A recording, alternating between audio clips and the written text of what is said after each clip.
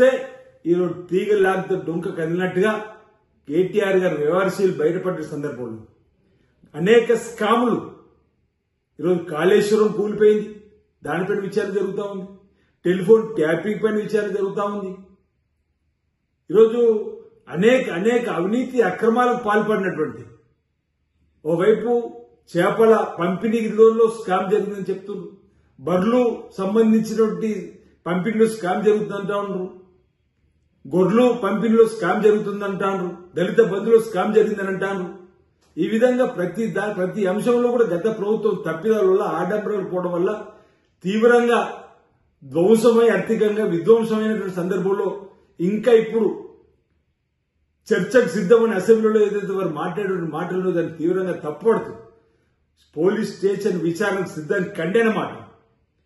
ఒక మాట, ఒక సినిమాలు ఉంది, సిక్స్త్ సెన్స్ అనేది ప్రతి ఒక్కరికి తెలుస్తుంది, సిక్స్త్ సెన్స్ అని ప్రతి ఒక్కరికి ఉంటుంది. అందుకే మొన్న బహుశా బీఆర్ఎస్ పార్టీ వాళ్ళు సిక్స్త్ సెన్స్ పనిచేసినట్టుంది. మా నాయకులు ఈ విచారణలో కాళ్ళు నుంచి మొదలుకుంటుంటే ఈ ఫార్ములా రేస్ వరకు కూడా తప్పిదాలు జరిగినట్టున్నాయి అని చెప్పి ముందస్తుగానే వాళ్ళే బేడీలు వేసుకుని అసెంబ్లీకి వస్తున్నారు. ఈ బేడీలు మా నాయకులు తప్పేదనుకున్నారు, సిక్స్త్ సెన్స్ అనేది వాళ్ళు పనిచేసిందో.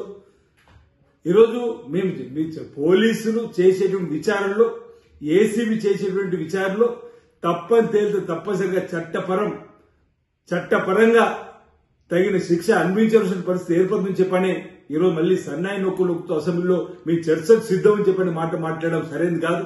ఆనాటి బింకరాలు ఏమైనా ఉంటున్నా, ఏం చేసుకుంటారో చేసుకోపో, వెంట్రుక కూడా పీకరని చెప్పిన మాటలు ఏమైపోయినాయి చెప్పిన మాట సందర్భంగా ఈరోజు ఈ ప్రభుత్వం, ఈ రాష్ట్ర ప్రభుత్వం గౌరవ ముఖ్యమంత్రి రేవంత్ రెడ్డి నాయకత్వంలో గాడిన పడే విధంగా చేస్తున్నటువంటి పరిస్థితులలో పక్కదారి పట్టించే విధంగా వాళ్ళు మాట్లాడిన మాట తప్ప మరొకటి కాదు. ఈ రోజు ప్రజలకు ఈ ఫార్ములా ఈ రేసు సంబంధించినటువంటి వివరాలు తప్పనిసరిగా వాళ్ళు చెప్పాల్సిందే. ఇందులో రాష్ట్ర ప్రభుత్వం కేవలం ఫెసిలిటీలు ఉండాలి తప్ప, సహకరించే విధంగా ఉండాలి తప్ప లాభ నష్టం సంబంధం లేకుండా ఉండాల్సినటువంటి సందర్భం.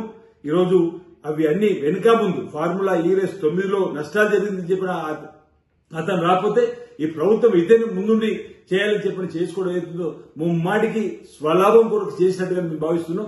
ఏసీబీ విచారణలో తప్పు తేలి అతని విచారణలో పొరపాటు ఉంటే చట్టం తను చేసుకోబోతుందని చెప్పిన భావన సందర్భంలో వ్యక్తం చేస్తా ఉన్నాం.